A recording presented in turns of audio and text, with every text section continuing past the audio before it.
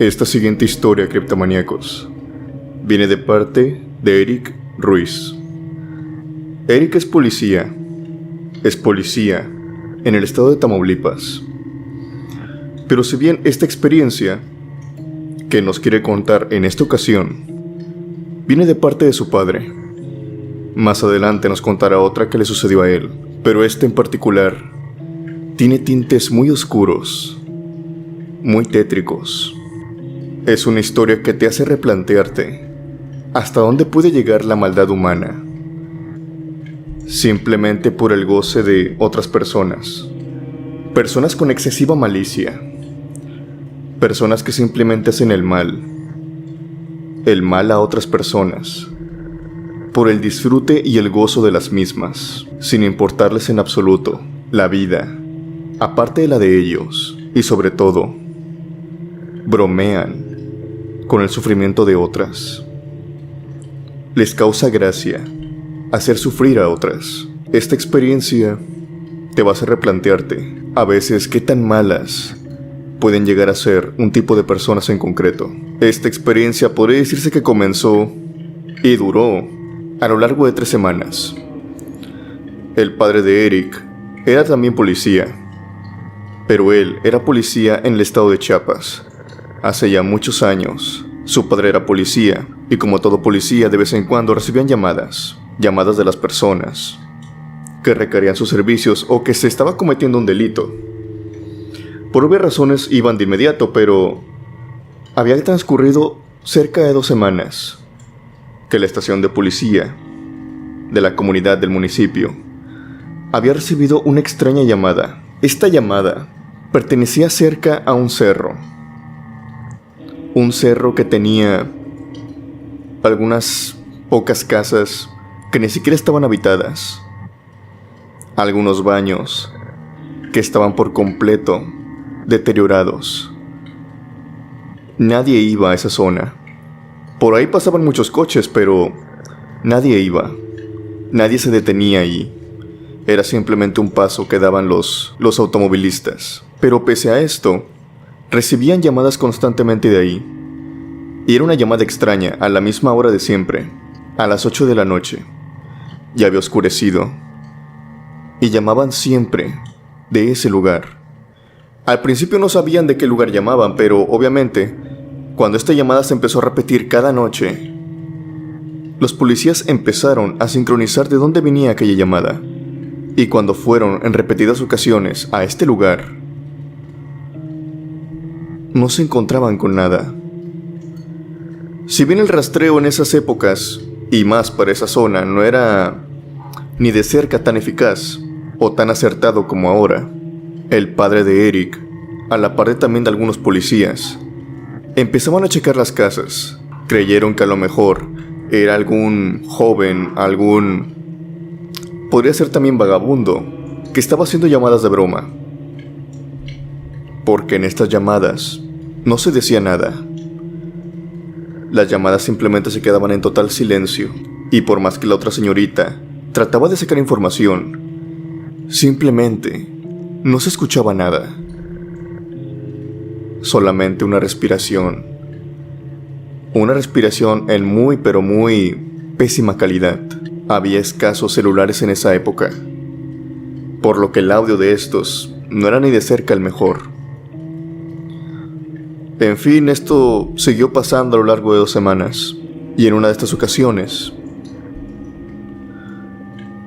el padre de Eric se adentró a uno de los baños. Estos baños, como ya dije, eran baños muy deteriorados, con vandalismo, algunos cayéndose a pedazos. Incluso algunos cubículos no tenían puertas ni tazas de baño. Es por obvio pensar que nadie se adentraría ahí, sobre todo por el olor fétido que también emanaba. Pero sin embargo, y a pesar de todo, el padre de Eric se metió en este y dio con una sorpresa. En uno de los cubículos, en el más alejado, el que estaba hasta atrás, se encontraba una bolsa pésimamente amarrada, y dentro de ella, que se podía ver a simple vista, Era el cuerpo de una jovencita, ya algo desgastado, obviamente sin vida, y en estado de descomposición. Ya había entrado en ese estado. Se dio el pitazo y policías rodearon todo el área. El cuerpo de la señorita fue sacado y ella estaba sosteniendo un celular de la época. Estos celulares no tenían muchas funciones, pero había una novedad. Sí tenían algunas funciones, como que ya tenían una pantalla. Ya se podían mandar mensajes de texto, muy pocos. Y también se podían grabar audios. Obviamente estas grabaciones eran una pésima calidad, y era algo que apenas se estaba implementando. Y lo único que se le pudo encontrar a este celular, como les dije, tenía pocas características. Se le encontraron audios grabados. En estos audios, que tenían como fecha el día en que iniciaron las llamadas, solamente se podía escuchar algo. Era el mismo audio, pero grabado en repetidas veces, todos los días. Y era la risa de una mujer. Se notaba que los audios eran grabados por ahí de las 8:07, 8:06. Notablemente grababa el audio después de marcar a la estación de policía. Las llamadas estaban realizadas, ahí se podía ver en el celular. Lo que pensaron en un principio los policías es que lo más lógico que pensaría cualquiera, ¿no? El alma de la niña estaba pidiendo ayuda, pero no. Alguien había marcado al número de la policía todos los días a la misma hora. Se había quedado al teléfono. Había escuchado a la señorita de recepción. Solamente se escuchaba la respiración, después colgaba y grababa el audio riéndose, para dejar de nuevo abrir la mano de aquella jovencita sin vida, poner el teléfono y después cerrarla, como si se estuviera burlando de que pasaban los días y no la encontraban.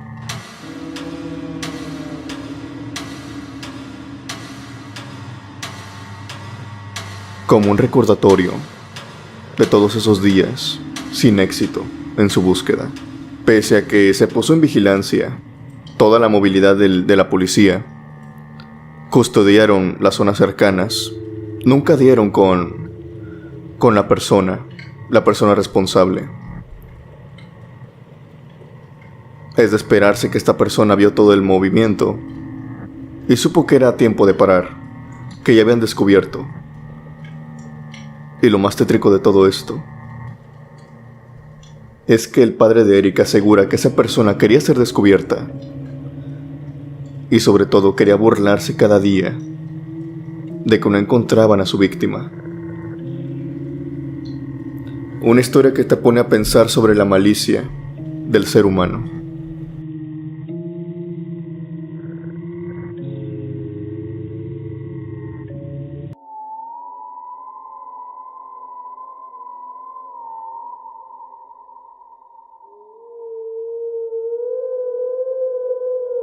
Esta siguiente historia viene de parte de un relato de la web. Esto sucedió en Texas, en el condado de Kent. Todo empieza con una llamada muy alarmante, pero no de ciudadanos, no de civiles, sino de los mismos policías. Numerosas patrullas son llamadas. Todo debido a que un hombre estaba en una persecución que duró cerca de algunas horas. Zigzagueaba entre los automóviles, burlaba a las patrullas. E incluso los oficiales llegaron a pensar que, por obvias razones, venía intoxicado, ¿no? A lo mejor había consumido algo. Pero lo sorprendente para los policías es que cuando lograron detener a este hombre no venía intoxicado. No tenía ni una sola gota de alcohol en la sangre. No había consumido nada ilícito. Lo único que tenía este hombre era un terror profundo. Este hombre iba con mucho miedo. Demasiado miedo. Estaba temblando cuando lo sacaron del automóvil. Pero el miedo que sentía este hombre no era hacia los policías, no era ni siquiera a todo lo que tendría que enfrentar en juzgados, debido a toda la persecución que había hecho, sobre todo a ir en exceso de velocidad, sino que este hombre, en palabras mismas de aquellos policías estadounidenses, decían que estaba delirando y empezó a contar su historia, del por qué iba tan asustado y sobre todo, del por qué iba a tanta velocidad, huyendo de algo. Esto sucedió por la noche, por la madrugada de un viernes. El coche en el que iba este hombre ni siquiera era suyo, era de su vecino. Se le podría decir que era robo de coche, pero él dice que lo tomó básicamente para proteger su vida. Este hombre cuenta lo siguiente. Y es que durante la noche, un extraño hombre entró a su casa. Era un hombre alto, aproximadamente algunos 2 metros. Él dice que casi llegaba al techo de su casa. Este hombre entró y lo primero que hizo fue ir a la habitación de su hijo y después a la habitación del matrimonio, donde él dormía junto con su esposa. Este hombre en apariencia era completamente oscuro. Se podría confundir incluso en la oscuridad como una sombra. Pero lo que rescata más, sobre todo los oficiales que escuchan esta historia, es sobre la apariencia de su boca. El hombre que iba huyendo dice que esta extraña sombra sacaba una lengua como de serpiente y lo hacía continuamente, como si de una serpiente se tratara. Cuando los policías iban en camino a encarcelarlo, le preguntaron si quería que llamara a su esposa, si quería llamar a su hijo, pero lo que les respondió fue algo que todavía alarmó más a todos los oficiales.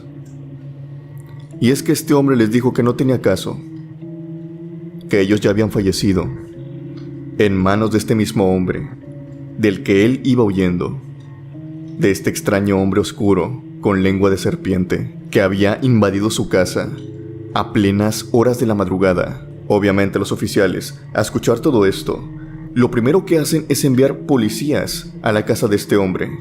Y este hombre da su dirección, no titubea en decirlo. Cuando llegan se encuentran con que, efectivamente, hay 2 cuerpos en la casa. Los cuerpos pertenecen a la esposa de ese sujeto y al hijo también. Ambos habían fallecido debido a la estrangulación. Por obvias razones, este hombre queda como el principal sospechoso, y creo que cualquiera que pensara un poco sabría de esto. En fin, tal vez un arranque de ira, tal vez el hombre consumía algo, y en un arranque de ira o en un arranque de descontrol, terminó con la vida de su familia, robó el carro de su vecino y salió huyendo. Pero cuando los oficiales le hicieron estudios, sobre todo también de antecedentes, quiero que guarden esto, el condado de Kent es un pueblo pequeño, también los pueblos cercanos son pueblos pequeños. No es difícil encontrar todos los registros de una persona. Los policías se sorprenden enormemente cuando ven que se trata de un hombre completamente normal. Era un hombre que no tenía problemas con la justicia. Era un hombre que jamás había sido detenido, ni por consumo de alcohol, ni por otras cosas. Era un hombre que no padecía de enfermedades mentales. No había una explicación lógica, ni tampoco sus parientes, ni sus amigos más cercanos. No había una explicación lógica por la cual él hubiera hecho eso. Este hombre pasó la noche en esa celda. Obviamente, juez, policías se encontraban confundidos, pero tenían que darle marcha adelante al caso.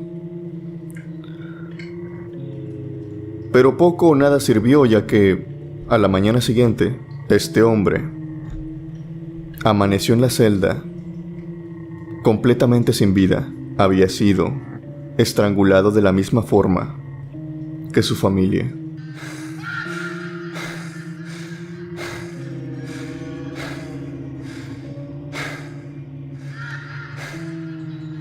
No hay una respuesta para esto. La vigilancia En Estados Unidos hay mucha vigilancia, más en estos tipos de celda. Los policías están custodiándolas en todo momento. No se pudo haber metido a alguien a hacerle algo así. Las cámaras de vigilancia no habían captado nada. Esta historia hubiera terminado igual trágicamente, pero cualquiera que haya sido aquella cosa que había perseguido a aquel sujeto, decidió que no se iba a ir. La historia sigue. Sacaron el cuerpo del hombre y aquella celda se mantuvo abierta para cualquier otra persona que desacatara la ley. No pasó mucho tiempo hasta que metieron a otra persona nuevamente en esta celda. Una celda que hasta ese momento era una celda completamente normal como todas las otras, pero por la madrugada se escuchaban gritos ahogados, golpes, pidiendo auxilio. Cuando bajaban a esta celda, todas y cada una de las personas que eran encerradas en esta misma estaban pidiendo ayuda. Decían que un hombre, todo oscuro y con lengua de serpiente, los trataba de asfixiar durante la noche. Los agarraba en la cama y los empezaba a apretar. Esto sucedió varias veces, por lo que los policías de ese condado decidieron que ya no encerrarían a nadie ahí. Esta celda hasta el día de hoy, según se cuenta esta historia, permanece vacía y totalmente excluida del resto de las celdas. Simplemente aquella cosa que venía persiguiendo a este hombre jamás se fue. Se quedó ahí y atormenta a cualquiera que entre a esta. Una historia que se dice real, del condado de Kent, en Texas, Estados Unidos.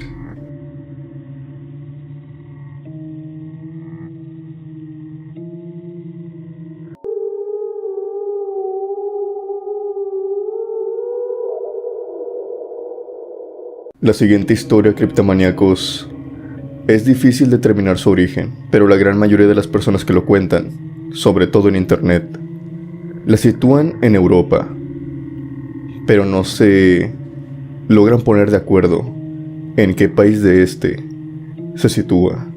Lo que le pasó fue a un par de militares.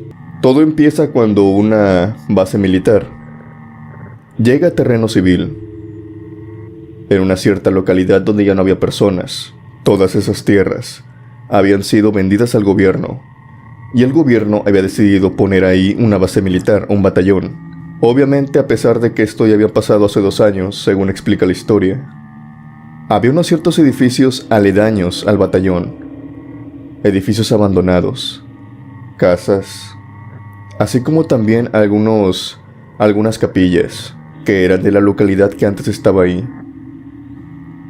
Debido a esto, y a pesar de que había una reja diciendo que todo era propiedad del ejército, aún así estos militares tenían que salir y hacer rondines por todo el territorio. No estaba de más. Aparte, según explica la historia este militar, se daban mucho las circunstancias de que algunos jóvenes entraran a este espacio, así como también algunas jovencitas. Y esto no era nada raro.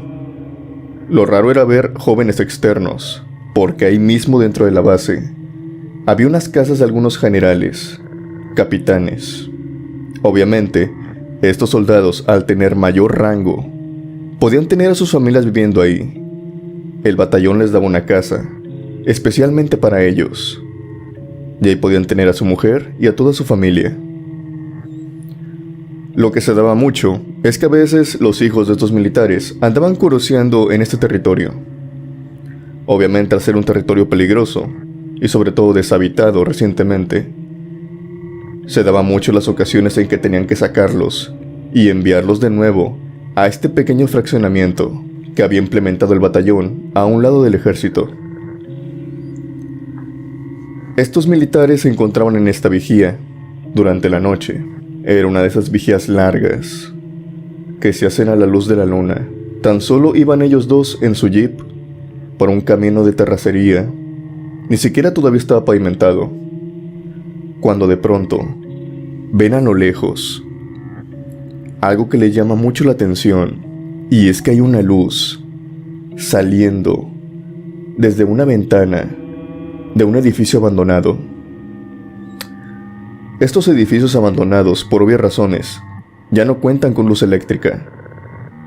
Y se les hacía sumamente raro, pero una vez que pusieron más atención durante esta luz hacia aquella dirección, se dieron cuenta que no era la luz eléctrica como de una lámpara, como de un foco. No, esta luz era diferente. Era como la luz que proporcionaría una veladora, una pequeña vela. Algo que tenía totalmente sentido. Pero lo que no tenía sentido para ellos era quién estaba ahí. No había ningún militar que tuviera permiso de encontrarse en esos edificios. Es más, esos edificios iban a ser parte del batallón, simplemente que todavía no construían por ahí.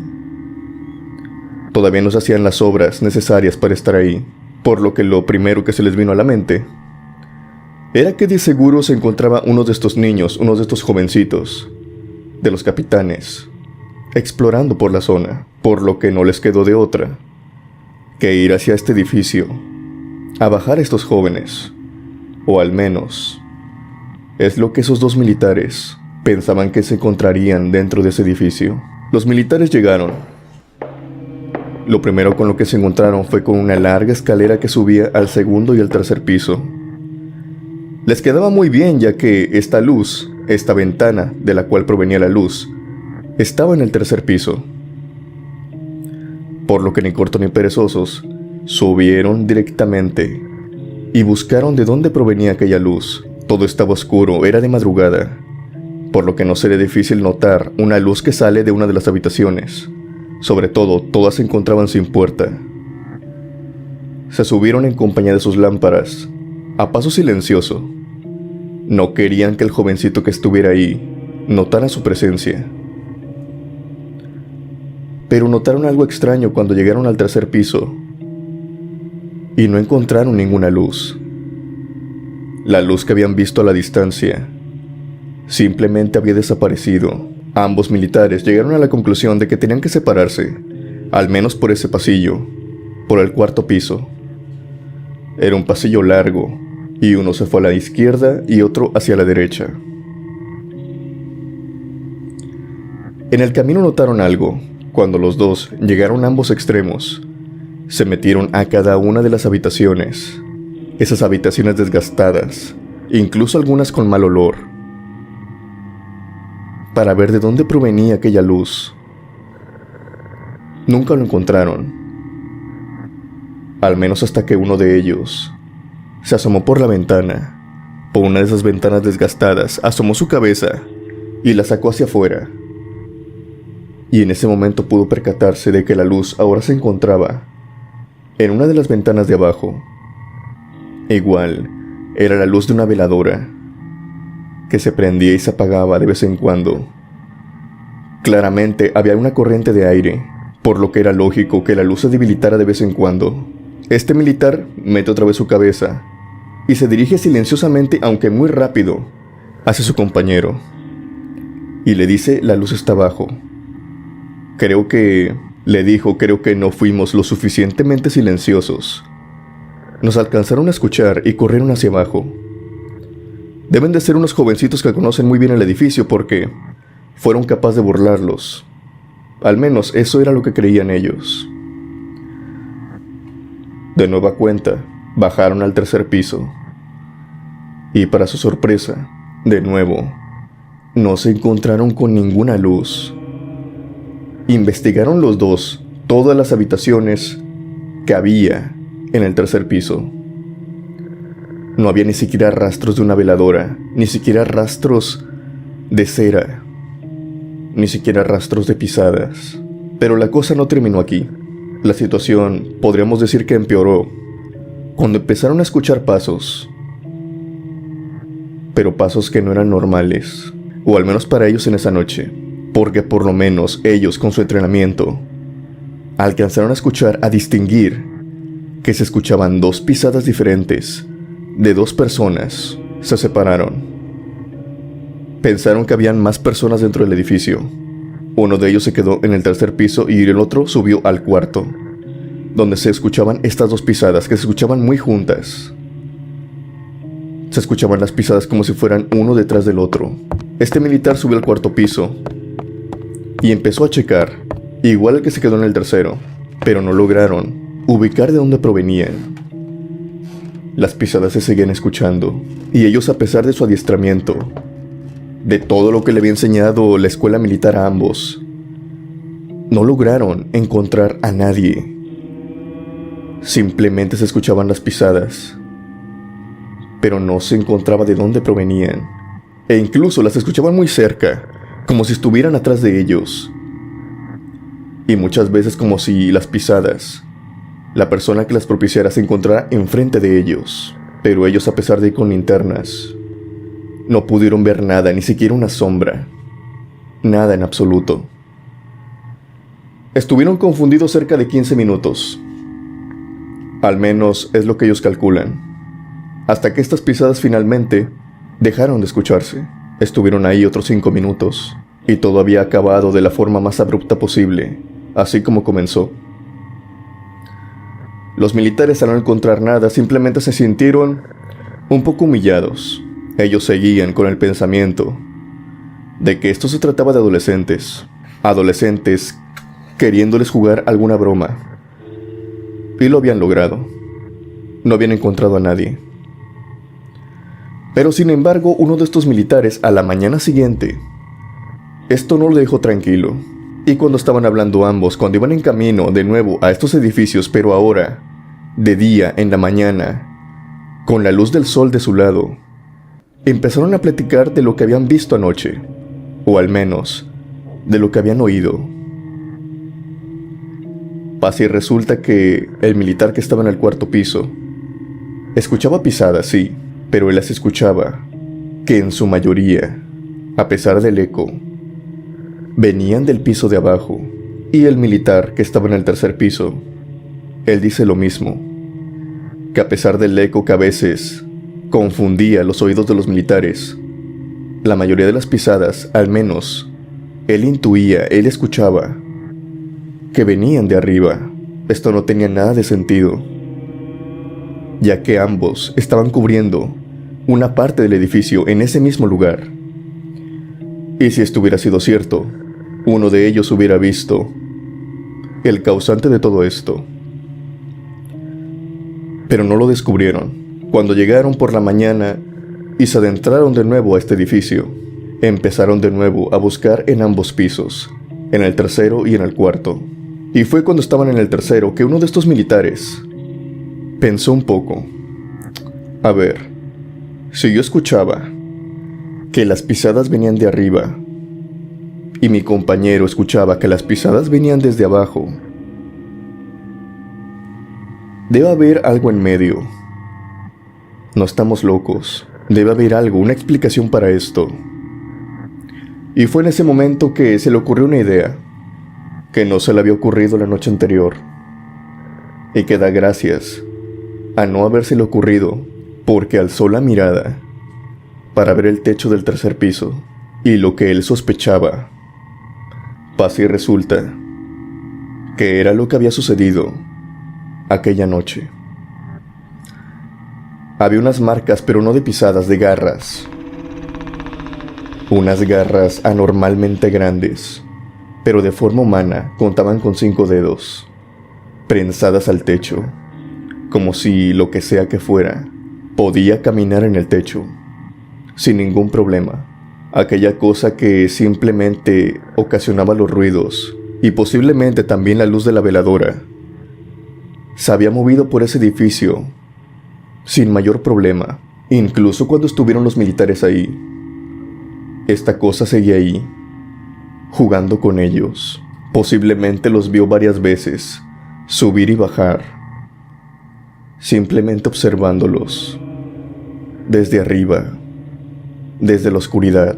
Los militares cuentan que más nunca entraron de nuevo a este edificio, y conforme pasó el tiempo, este edificio fue finalmente derrumbado, y esperan que este derrumbe por fin haya acabado con aquella cosa que los observó toda la noche en aquel edificio.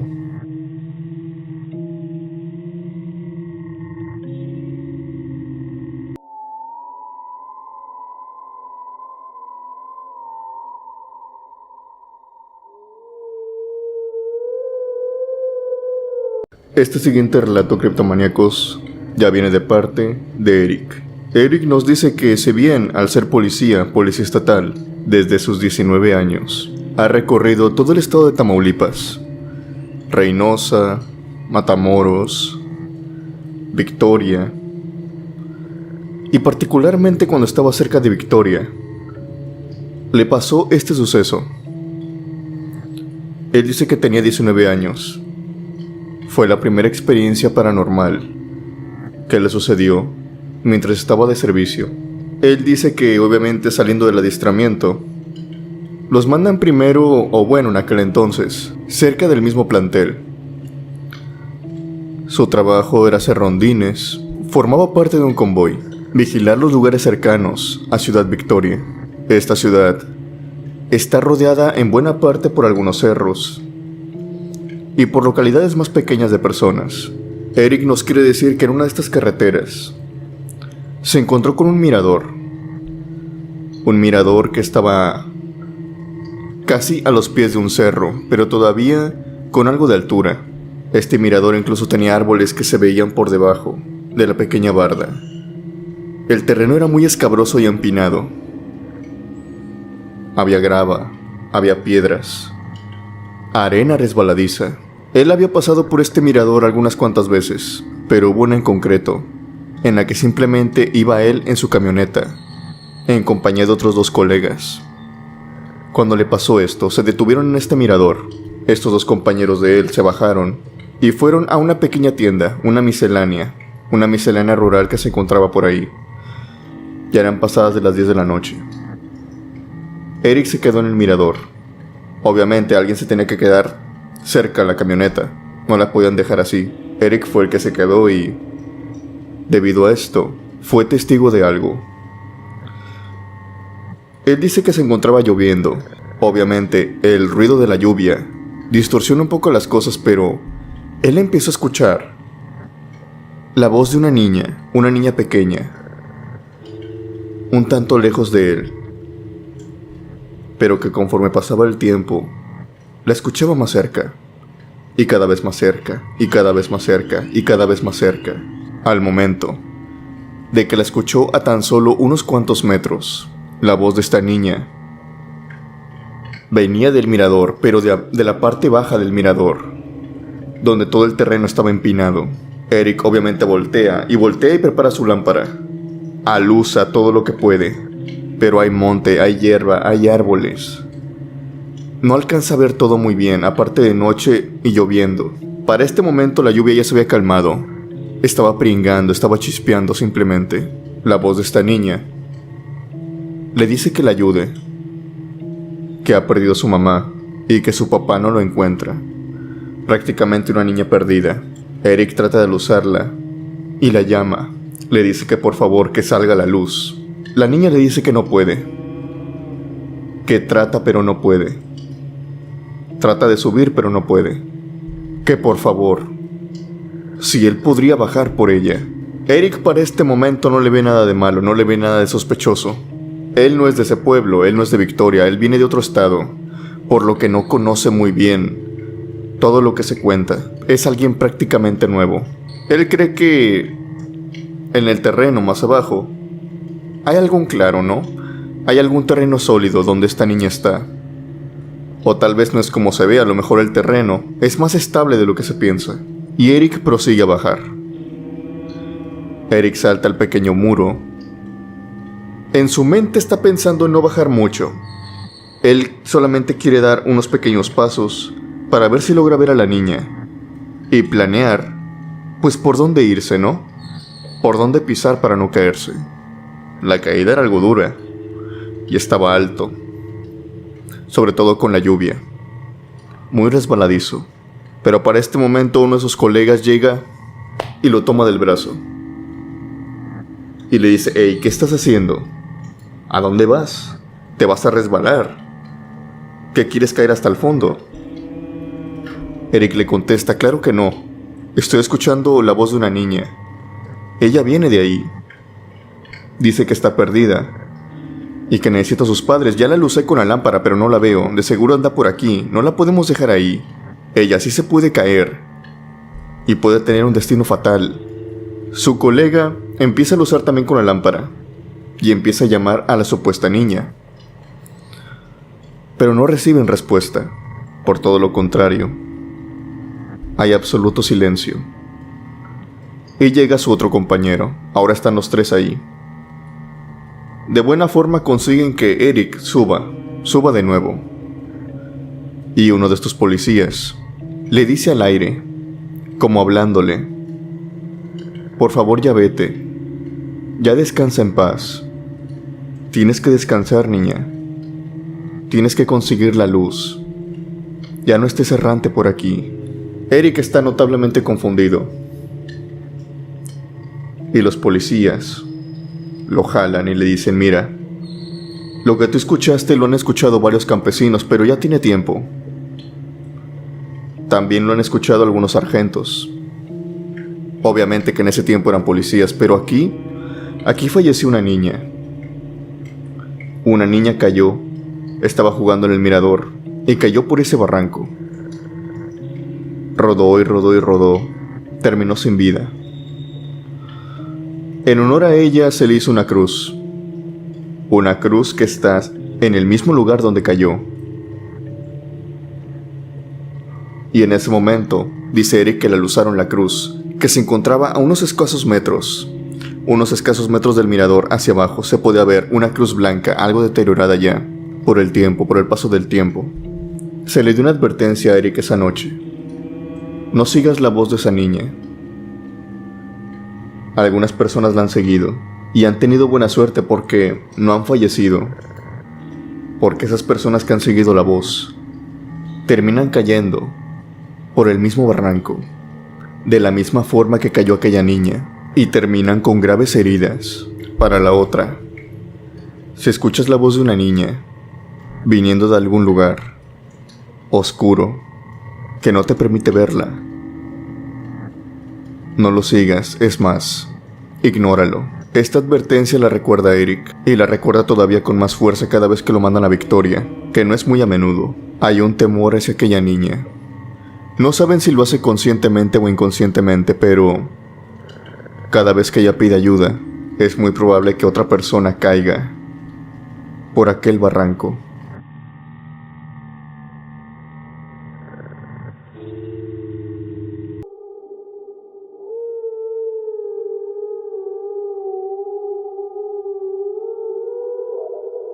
Estas siguientes historias vienen de parte de Kendra García.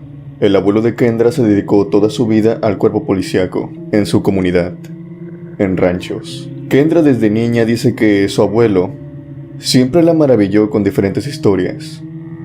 Historias asombrosas, graciosas. Así como también ella fue ganando edad, se le sumaron las anécdotas terroríficas. Kendra el día de hoy nos va a contar 3 relatos que le pasaron a su abuelo en estas largas noches de vigía en las que él tenía que hacer constantemente rondines alrededor de caminos desérticos, caminos desolados de piedra, de arena, así como también en la comunidad, también en las cosechas, en caminos apartados de un ejido a otro. La primera historia que nos quiere compartir fue cuando su abuelo se encontraba a caballo en aquel tiempo para moverse, tanto en caminos de piedra, en caminos, pues, mal estructurados. No había camionetas ni autos. Simplemente se movían a caballo. Su abuelo siempre tenía su caballo, su corcel, el cual lo acompañaba todas las noches en vela. Su abuelo se movía sin linterna alguna, sin luz alguna, simplemente con la luz de la luna, como aliada. Cabe decir que tampoco en la policía era como que le dieran muchas linternas.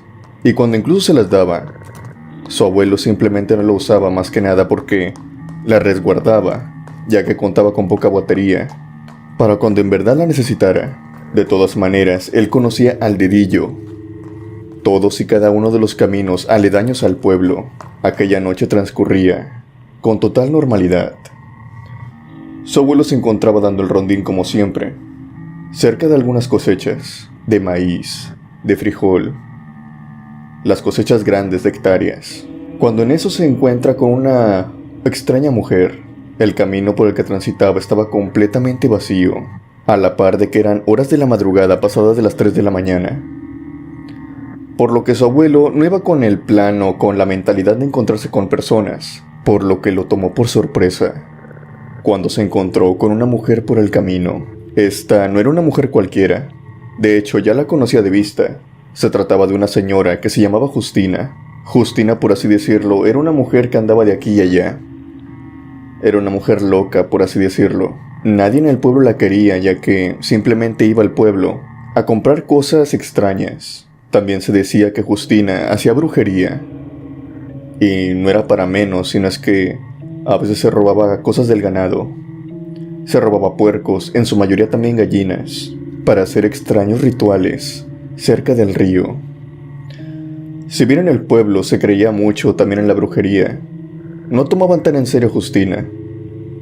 A Justina siempre le decían que estaba loca, y a pesar de que varias veces se le denunció porque había agarrado ganado ajeno, la policía jamás hizo nada más allá de simplemente multas.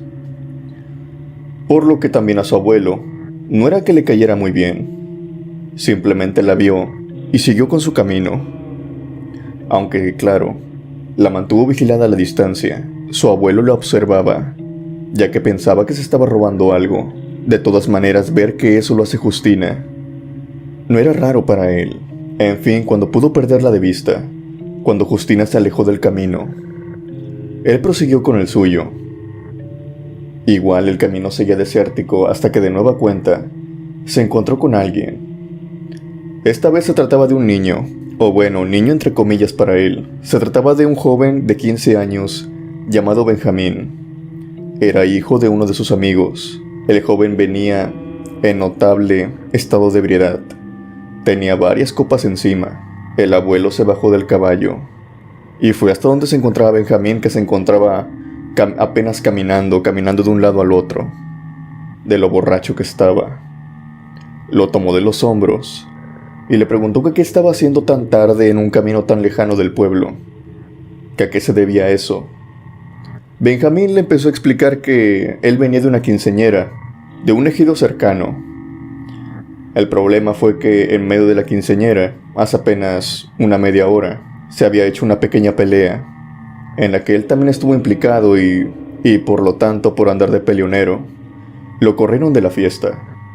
No le quedaba de otra más que volver al pueblo, y como a esa hora no había transporte, le tocó caminar, simplemente. Y esa ruta era la más cercana al pueblo, aunque también la más desolada y la más peligrosa. Obviamente él venía ebrio, por lo que no medía las consecuencias.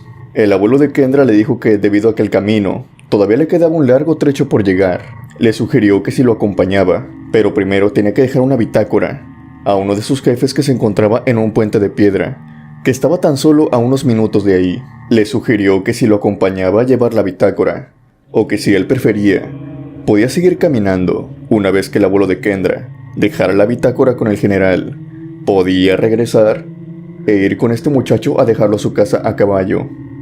Más que nada porque tenía el pendiente de que le fuera a pasar algo. Estaba ebrio, cualquier mínima caída estaba fatal para él, aparte de que había uno que otro asaltante que también podía ser un peligro para el muchacho. El chico le dice que él prefiere seguir caminando, que él vaya y deje su bitácora, que él seguiría caminando, que no se preocupara, y que después de dejarla, que lo alcanzara en el camino. De todas maneras, el caballo es mucho más rápido que él, por lo que no avanzaría mucho, sobre todo en el estado que va.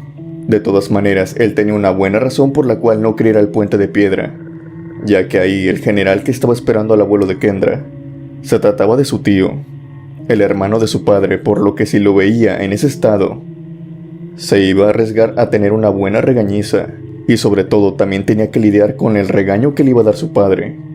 Así que prefirió ahorrarse todo eso. Este abuelo entendió la situación y dejó que el joven se marchara.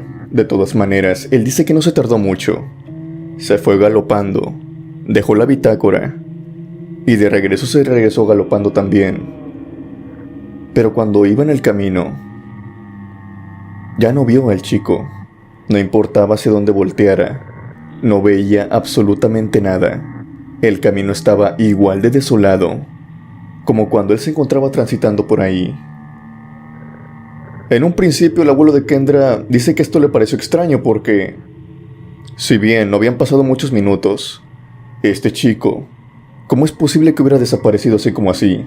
Debido a la distancia y al tiempo. Era totalmente ilógico que este chico se le hubiera adelantado mucho.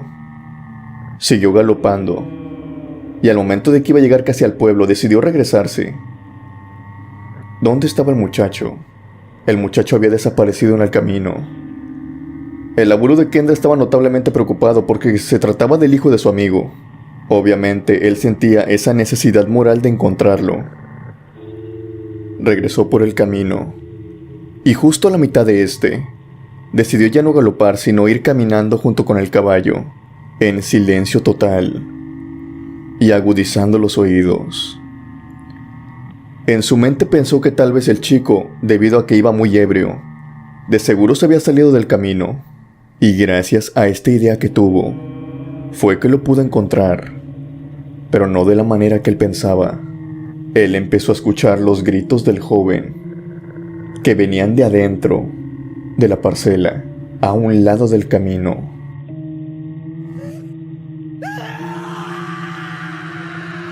Obviamente el abuelo de Kendra no lo pensó dos veces. Empezó a meterse junto con su caballo, y sacó su revólver, y empezó a seguir los gritos de desesperación de aquel muchacho. Él pensó que le estaban haciendo algo. Pensó que tal vez lo estaban robando, pero para su sorpresa, no se tuvo que adentrar mucho, ya que lo que lo estaba atacando se podía ver a simple vista, a unos cuantos metros. El abuelo de Kendra dice que lo que pudo ver aquella noche se trataba de un pájaro grande, un pájaro enorme, un pájaro oscuro, oscuro como la noche misma. Era fácil de camuflajearse incluso en esta. Era enorme y simplemente lo alcanzaba a diferenciar por dos puntos rojos que traía por sus ojos. Estos ojos del pájaro brillaban mucho, por lo que se podían ver a simple vista entre la noche. Abajo de él, revolcándose en el suelo, se encontraba Benjamín, el chico de 15 años, simplemente tapándose con sus manos, aventando patadas al aire. Esta ave se encontraba encima de él aleteándole, picándolo en todos los lugares que él podía, rasguñándolo con sus garras. Benjamín estaba gritando, pidiendo por ayuda. El abuelo de Kendra saca su revólver y apunta hacia el animal, pero es muy peligroso. Corre con el peligro de poder darle al muchacho, ya que este animal, como si sabiendo que la bala podía afectar al muchacho, se junta más con él, baja más y pone casi su cuerpo por delante del revólver. Obviamente al abuelo no le queda de otra más que tirar tiros al aire para poder espantar a esta ave. El ave, con una velocidad sumamente rápida, deja al chico y emprende vuelo. La oscuridad de sus plumas la ayuda para desaparecer fácilmente durante la noche. En tan solo pocos segundos, el ave ya no se podía ver por el cielo, aunque se escuchaban sus aleteadas. Todavía seguía por el aire, pero ya no la podían ver. No era visible para el ojo humano. El abuelo de Kendra se acerca hacia Benjamín y lo levanta. Le pregunta que qué había pasado, por qué se había salido del camino. Benjamín, obviamente herido, no le alcanza a contestar del todo, por lo que lo sube al caballo y se van al pueblo. Una vez llegando al pueblo, Benjamín otra vez recobra el aliento y le platica que él estaba caminando por ese camino, cuando de pronto se encontró con Justina, aquella mujer loca. Justina se acercó a él y le pidió dinero. Benjamín, obviamente estando ebrio, la empujó hacia atrás y le dijo que no tenía. Él sí portaba con dinero, se había llevado bastante de sus ahorros, ya que iba en camino a la quinceañera y no quería que le faltara dinero. Él siguió con su camino, mientras que Justina, tirada en el piso, simplemente lo maldecía, y acto seguido se empezó a reír. El joven dice que no tardó mucho, simplemente unos 4 o 5 minutos, cuando aquella ave se le acercó de manera sorpresiva y lo empujó por la espalda, haciéndolo caer al suelo. Después él dice que la sentía arriba de él, picando su cabeza a su pecho, haciendo que se desorientara y se metiera en las parcelas. Y una vez estando ahí, empezó a picotearlo y a picotearlo, no dejando que se parara, no dejando incluso que hablara. Algo extraño que dice Benjamín es que escuchó al abuelo de Kendra pasar, ya que no estaba tan lejos del camino. Lo escuchó pasar galopando la primera vez. Pero por más que él quería gritar, no podía. Era como si hubieran sellado su boca por completo. Como si se negara, como si alguien la estuviera apretando, para que no hiciera ningún ruido. Una vez que dejó de escuchar el galopar de aquel caballo, retirándose por completo, fue cuando él pudo volver a gritar y a pedir ayuda, aunque él sabe de más que no había nadie cerca de allí. Fue una bendición total que el abuelo de Kendra decidiera regresarse, decidiera buscarlo, porque si no lo hubiera hecho, simplemente esta historia solamente hubiera acabado en tragedia. Y si se lo preguntan criptomaníacos, Kendra nos dice que su abuelo, días después, logró deducir que aquel pajarraco se trataba de Justina, porque a los días siguientes, Justina se empezaba a reír en la plaza del pueblo, sin razón aparente. Su risa se parecía mucho a los sonidos que hacía aquella ave cuando estaba en el aire. Esto también a la par de que fue al pueblo para comprar muchas cosas. Compró alimentos, se compró prendas, compró varias cosas, incluso compró animales. Todos estaban muy confundidos, ya que Justina, ¿de dónde había sacado tanto dinero? El abuelo de Kendra siempre supo de dónde provenía aquel dinero. Se lo había robado aquella noche a aquel muchacho. Aquel día el abuelo de Kendra llegó a la conclusión de que Justina en verdad se trataba de una bruja.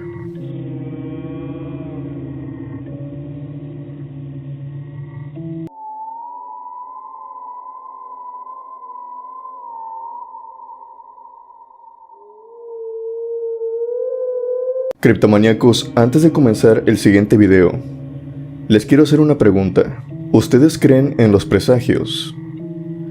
Es decir, la fuerza, Dios o ciertas entidades que se pueden manifestar, ya sea de cierta forma u otra, antes de que cosas malas pasen. Tales como el dicho que cuando dicen que los perros aúllan, es porque la muerte anda cerca, ya sea porque alguien dentro de la familia o alguien cercano a la localidad donde tú vives va a fallecer. Si tú crees en estos supuestos presagios, sobre todo de muerte, creo que esta historia te va a interesar. Muchas personas dicen que antes de que sucedan accidentes, ven cosas extrañas. Algunas veces son captadas por cámaras de seguridad y otras veces por el simple ojo humano, ya sean sombras o caras, muchas veces demoníacas, o que ocasionan cierto terror por el gran grado de desfiguración que tienen, tales como el popular hecho de la supuesta fotografía tomada a un edificio en llamas, que se ve claramente la cara del diablo saliendo de esta. Bueno, si tú crees en todo eso, tal vez esta historia que viene te puede interesar mucho. La siguiente historia nos la envía Carlos Correa. Él es un militar y nos quiere compartir su historia que vivió cuando estaba en época de contingencia. No fue hace mucho, fue en el 2020.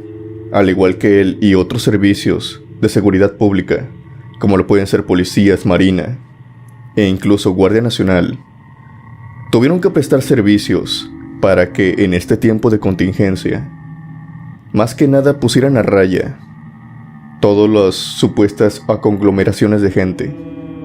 Él explica que parte de sus oficios, más allá de estar en retenes, en estar vigilando las calles, había uno en particular que él tenía que hacer cada noche. Lo recuerda muy bien, ya que este se llevaba a cabo en Reynosa.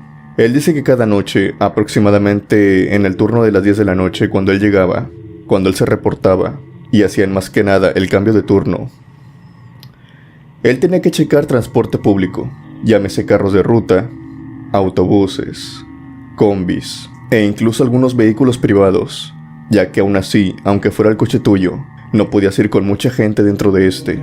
En ese trabajo lo que él tenía que hacer era subir tanto al autobús combi y checar que no vinieran tantas personas, checar tanto que el conductor como los pasajeros respetaran las reglas.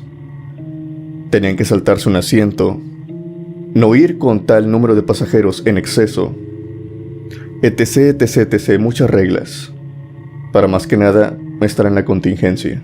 Durante una de estas noches, Carlos nos dice que llegó un microbús que son las populares peceras. Estos microbuses por lo regular, más allá de las 11, 12 de la noche que era ese horario, van completamente vacíos, al menos en su mayoría. Y cuando vio este microbús avanzar hacia su zona de retén, pensó que este también venía vacío, así que cortésmente, como cada ocasión, le pidió al chofer que abriera la puerta. Y en su mayoría, Carlos dice que se subía y no veía ningún pasajero. Además de que el autobús siempre iba con las luces apagadas cuando no traía ningún pasajero. Simplemente checaba que el chofer trajera el cubrebocas y se bajaba nuevamente. Más que nada era por regla, pero en esta ocasión cuando se subió a este autobús, se dio cuenta de algo. A pesar de que el autobús venía con las luces apagadas, sí traía a un pasajero. Él alcanzó a divisar, entre la oscuridad, entre la penumbra absoluta dentro del autobús, que venía alguien. Era una sombra, sentada, casi al final de los asientos traseros, no completamente atrás, pero de los últimos. Amablemente Carlos le pide al chofer que encienda las luces. Tiene que ir a checar a esta persona, más que nada quería cerciorarse de que no viniera tantas personas. Quería asegurarse del número de personas que iban dentro de la unidad. El chofer encendió las luces y notó que en la cara del chofer había un cierto desconcerto. Se notaba un poco confundido, pero aún así obedeció lo que le decía el militar, así que enciende las luces y Carlos camina por el pasillo hasta llegar con aquella mujer. La vestimenta de esta mujer era algo extraña. Carlos, al ver lo que vestía esta mujer, pensó que venía de algún funeral.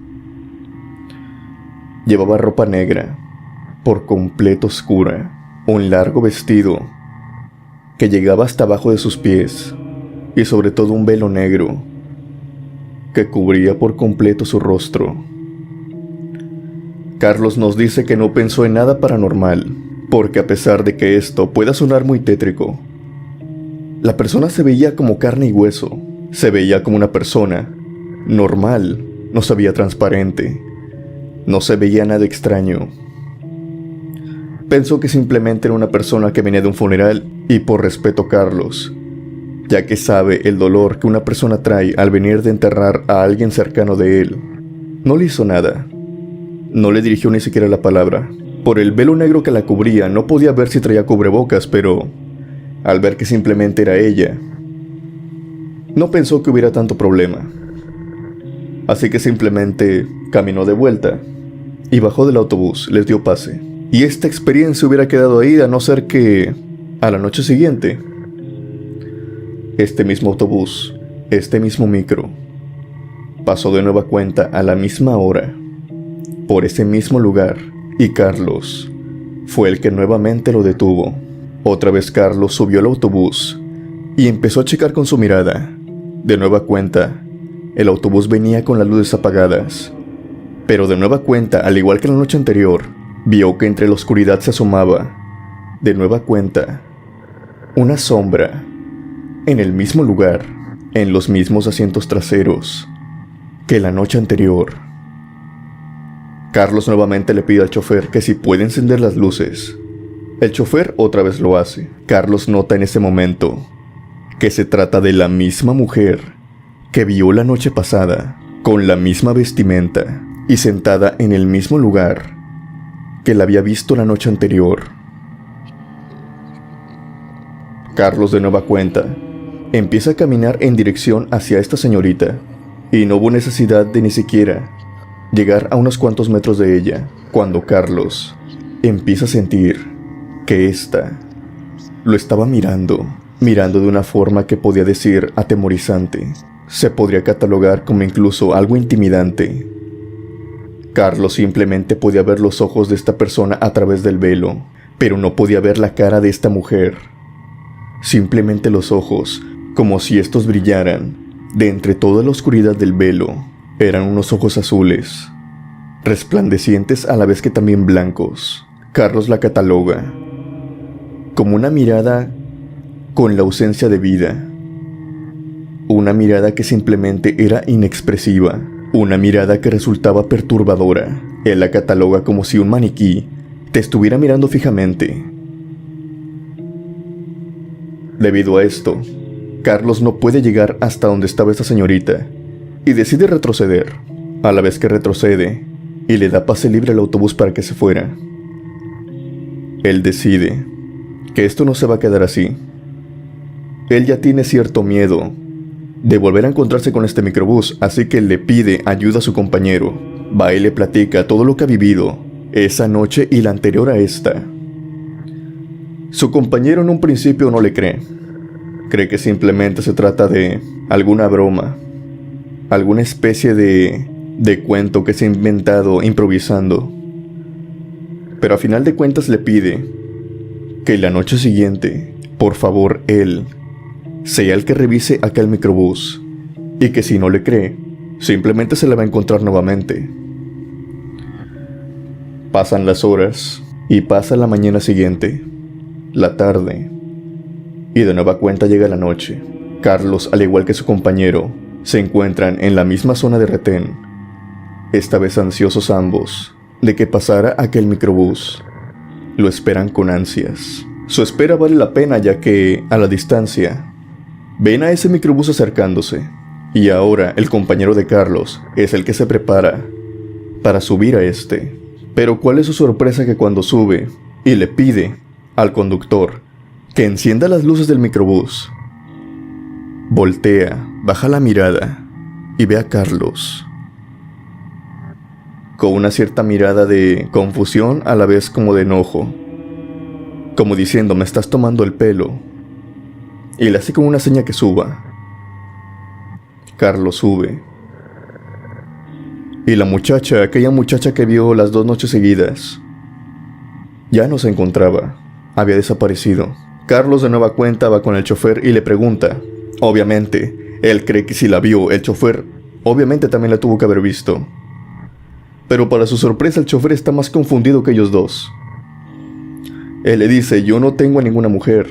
De hecho, cuando paso por aquí, yo ya me dirijo en dirección hacia mi casa, ya a descansar. Pero Carlos le pregunta: pero yo ayer te dije que encendieras las luces. Y él le responde: sí, me dijiste que encendieras las luces, pero las encendí porque me lo dijiste, no porque trajera yo un pasajero. Se me hizo extraño que me lo pidieras. Pensé que a lo mejor estabas mal de la vista porque no veías a nadie, pero yo no traía ningún pasajero aquella noche. Yo veía cómo te ibas hasta el final del pasillo y luego regresabas, pero pensé que esa era tu rutina. El conductor le respondió simplemente. Ambos militares bajan del autobús, esta vez no tan seguros de qué creer, porque a final de cuentas, Carlos era el único que había visto a aquella mujer extraña. Nadie la había podido ver más que él. La historia continúa, pero tan solo días después, a la noche siguiente de lo que había pasado, el autobús, curiosamente, ya no se presentó. El microbús no volvió a pasar por esa zona de retén. Carlos pensó que a lo mejor había optado por ir por otra ruta, que a lo mejor por eso ya no lo veía, pero estaba equivocado. Su compañero le dio la noticia de que ese día siguiente había sucedido un accidente que precisamente implicaba a ese autobús. Ese autobús había chocado a plena mañana, lleno de pasaje. Había sido una mañana con mucha lluvia, por lo tanto el pavimento resulta muy resbaloso. El autobús había derrapado porque iba a una velocidad considerablemente muy superior a la que debía de llevar. Terminó estrellándose en una barda de cemento. Una barda larga. Los bloques cayeron. El cemento cayó. Los postes. También todo sobre arriba del autobús. Múltiples personas salieron heridas, pero el único que perdió la vida fue el conductor. Carlos dice que lo que vio aquella vez fue un ente que iba acompañando a aquel chofer, un ente que simplemente es uno de estos entes que no sabe si encasillarlos en lo demoníaco o en el más allá, o simplemente son entes o fantasmas que acompañan a las personas antes de fallecer, que saben que su hora se acerca. Él dice que fue la primera y última vez que vio un ente que presagiaba la muerte.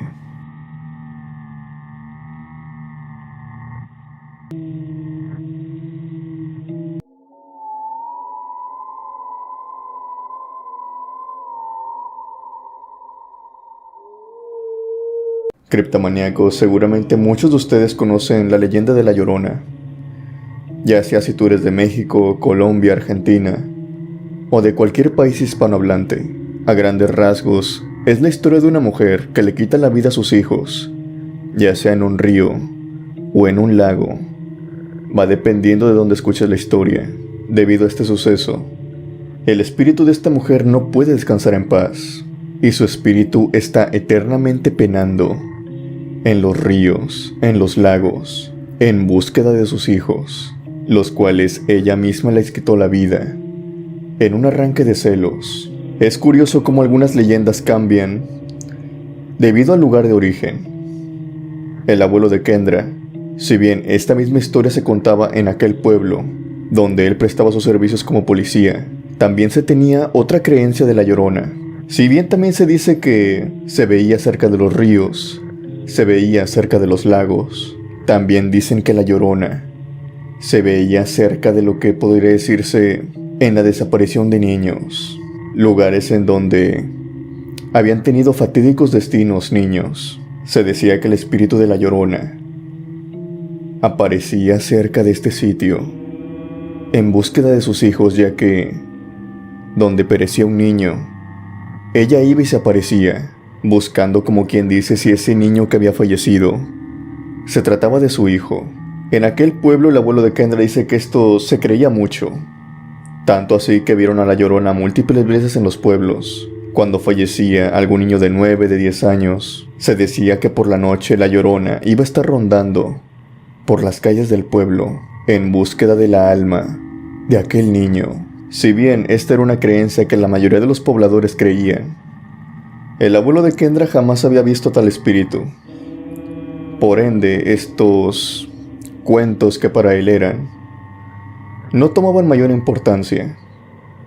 Sobre todo, no pensaba en ellos cuando estaba en vigía de noche.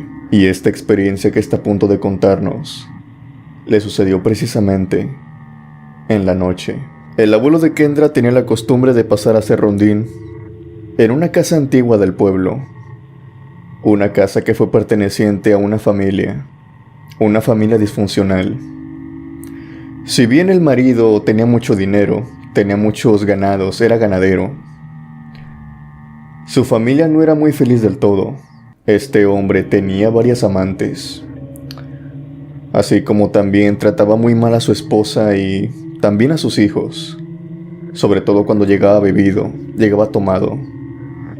Cada vez que llegaba tomado era básicamente un pleito y mucha agresión también. Era un hombre muy violento con su familia.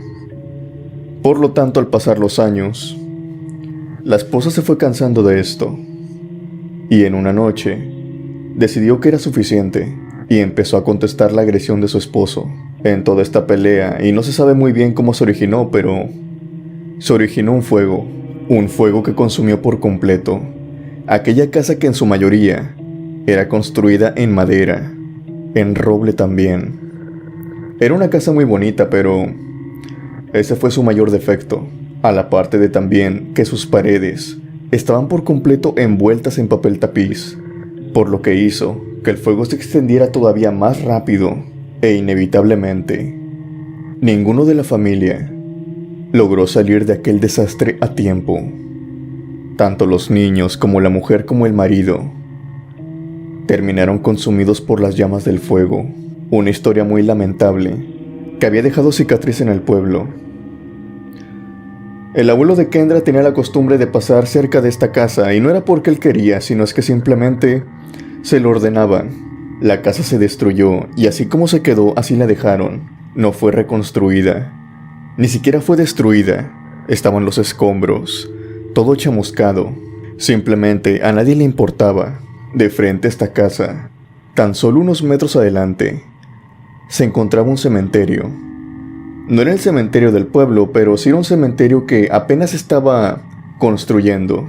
El trabajo del abuelo de Kendra era ir y dar rondines hasta ese cementerio, ya que, como dije anteriormente en el otro relato, había muchas personas locas que les gustaba meterse al cementerio y ya sea escarbar las tumbas y sacar cuerpos, así como también hacer algunos rituales de brujería bastante extraños. Y las mismas personas del pueblo le pedían a la policía rural que custodiaran los cementerios, ya que pues ahí se encontraban sus seres queridos, enterrados. Querían que se respetaran su descanso. Obviamente el abuelo tenía esta encomienda, aunque fueran las 3 de la mañana, aunque fueran las 2 de la mañana. Él cumplía firme lo que tenía que hacer en aquella madrugada. Sin embargo, pasó una noche en la que a él se le volvió bastante difícil cumplir con esta encomienda, ya que cuando iba pasando por el cementerio, el cual tenía una entrada en una de las esquinas que daba de frente a la casa, se detuvo. Era su costumbre detenerse ahí, más que nada pues por ahí era por donde se metían básicamente todos los que querían entrar al cementerio, los que querían amedrentar al cementerio, hacer todas estas cosas ilícitas que no se permitían. El abuelo se detuvo ahí y empezó a mirar todo el escenario. La casa, los árboles, la brisa, el oscuro cielo. Empezó a fumarse un cigarrillo, trató de relajarse, aunque estoy más que seguro que muchos de ustedes no se relajarían. Es decir, estaba en un cementerio, de noche, y completamente solo. Pero en un determinado tiempo, toda esta paz que sentía el abuelo de Kendra se vio frustrada. Algo captaron sus oídos. Un ruido extraño. Un ruido que no era normal, que provenía de aquella casa. Los ruidos de pasos, a la vez de llanto también.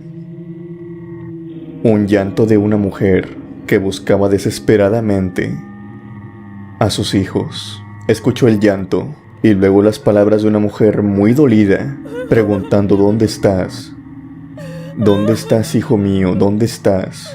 Eso a la par de que también escuchaba cómo la madera, cómo las piedras, cómo el escombro se movía dentro de la casa. Había alguien dentro de la casa como que buscando algo. Lo más seguro, y debido a la voz, es que fuera una mujer, pero aquella mujer se notaba muy dolida, llorando a cántaros, buscando un hijo. Se repetía una y otra vez: ¿dónde estás, hijo mío? ¿Dónde estás? ¿Dónde estás, hijo mío?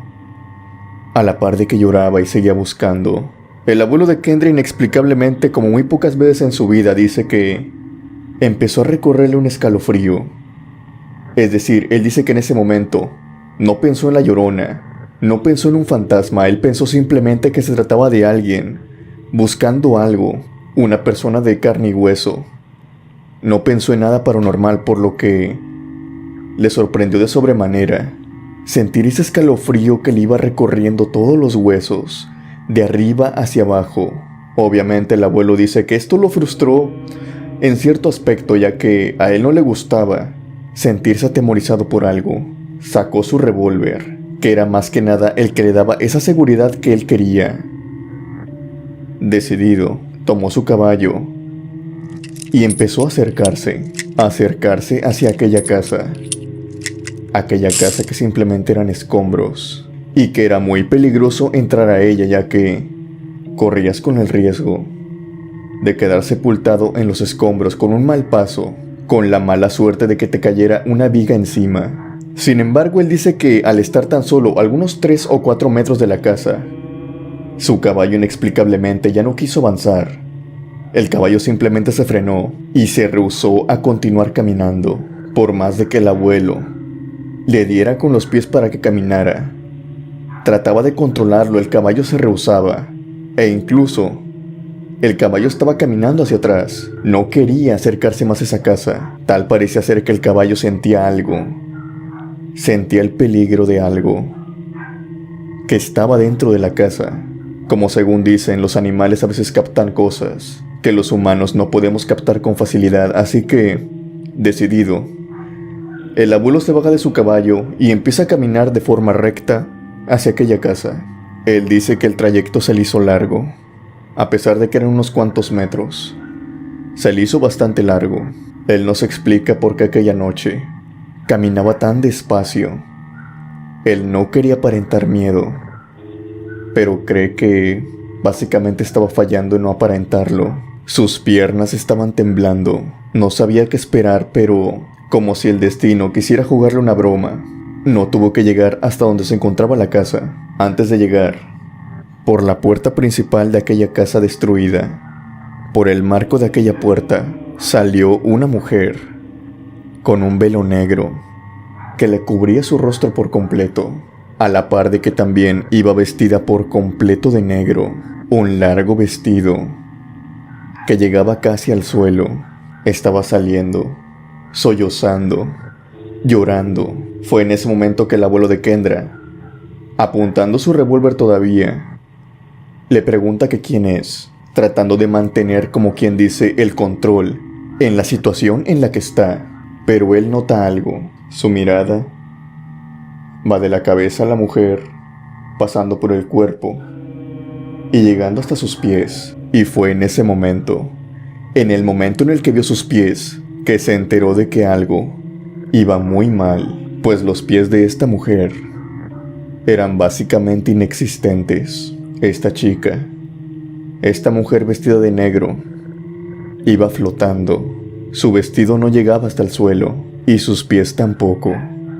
Iba levitando en el aire. Para el abuelo de Kendra, esto fue más que suficiente para empezar a caminar hacia atrás. Caminar lento, sin tratar de llamar la atención, algo que básicamente resulta bastante contradictorio, ya que ya le había hablado a aquella mujer. Aquella mujer ya se había enterado de que él se encontraba ahí. Esta mujer volteó y lo vio, pero el abuelo dice que no pudo ver su cara, ya que el velo negro la tapaba por completo. Iba vestida como si fuera vestida a un funeral. Acto seguido, la mujer empieza a acercarse hacia él, lentamente, a la misma velocidad que él estaba dando sus pasos hacia atrás. Aquella mujer se iba acercando. Dice su abuelo que él estaba desesperado. Intentaba caminar más deprisa, pero no podía. Era como si su cuerpo se lo negara. Le negaba ir más rápido de lo que él quería. Sin embargo, y para su suerte, entró al cementerio. Y una vez que entró al cementerio, la dirección de esta mujer cambió de rumbo por completo. Simplemente volteó hacia la izquierda y siguió levitando hasta perderse en la barda del cementerio. El abuelo de Kendra la perdió de vista. Y tan solo pasaron unos segundos para él animarse de nuevo a caminar fuera del cementerio para ver dónde se encontraba aquella mujer, cuando observó que había desaparecido. La mujer no se encontraba por ningún lugar, básicamente así como había llegado. Se había ido sin más. El abuelo explica que esto se debía a que en esa casa habían fallecido 2 niños, que eran del matrimonio, obviamente también consumidos por las llamas. Una niña de 7 años y un niño bebé de algunos 2 años, que eran los que tenían la pareja. Y también dice que básicamente aquella noche él tuvo suerte, ya que se tiene la costumbre en aquellos pueblos rurales de que cada vez que se hace un cementerio o de que se empiezan a sepultar a personas en determinado lugar, en un camposanto, el sacerdote va y bendice el lugar con oraciones y también con agua bendita, convirtiéndolo así en un camposanto, en un lugar de descanso eterno para las almas a las que les dan cristiana sepultura. El abuelo de Kendra dice que eso lo salvó, pues se dice que la Llorona no se puede acercar mucho, y mucho menos entrar a Camposanto.